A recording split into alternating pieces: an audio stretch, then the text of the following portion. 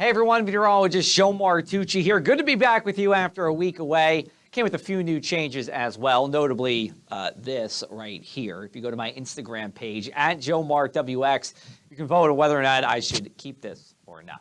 All right, let's take a look at our weather here across the area. And let's talk about this plume of what was actually smoke that popped up on radar here. This was from a prescribed burn from the New Jersey Forest Fire Service this afternoon. This is done to make sure that if we do get a wildfire, that it's not going to spread as rapidly as it could. So the prescribed burning is done. But you could see this plume of smoke on radar all the way 25 miles northeast to near Manchester in Ocean County here.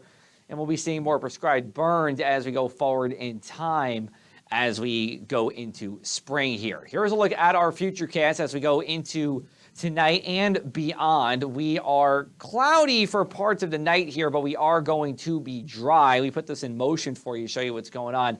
As we get to 6 a.m., you see good amount of cloud cover around, but still dry. But here comes the rain. This is going to start during the late morning hours and will be around for much of the day here. Now, the driest places during the day going to be near Cape May. This is because a warm front will try to lift north. Usually the rain stays just to the north of the warm front here. So Cape May should be south of the warm front and on the drier side. We're dry as we go into our Thursday evening and most of the night as well. But then another shot of rain comes on Friday morning for you. It's going to be a slick Friday morning commute.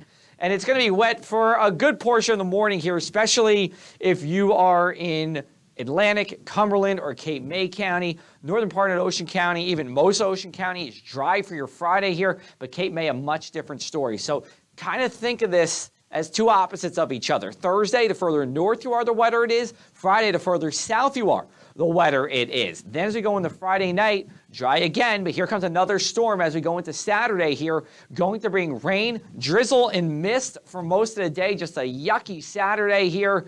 We get a cold front that passes during the evening. This would bring around the showers, maybe even a couple rumbles of thunder. Here's a look at our futurecast with our temperatures and wind direction. So you see temperatures in the 40s to around 50 at 6 a.m. on a southwesterly wind. As we go forward into the day here, this is a look at some of our highs here. So 68 in Bridgeton, 65 in Philadelphia, 58 in Surf City. But notice D.C. getting to near 80 degrees. And that's because the warm front here doesn't quite make it all the way into New Jersey.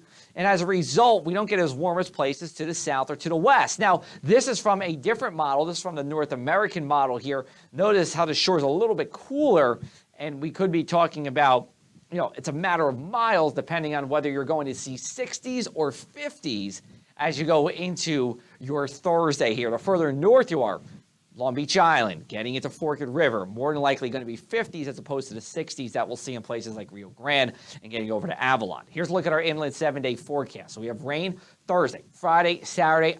I don't think Thursday and Friday are washouts. Saturday, probably going to be a washout. There could be some coastal flooding as well, thanks to this stiff southeasterly wind that we do see. We go into Sunday, winds flip to the west. It's a drying wind. Temperatures milder at the shore and inland as well. And as we go into next week here, fairly seasonable weather, if a little bit on the cooler side, as we go into our last full week of March.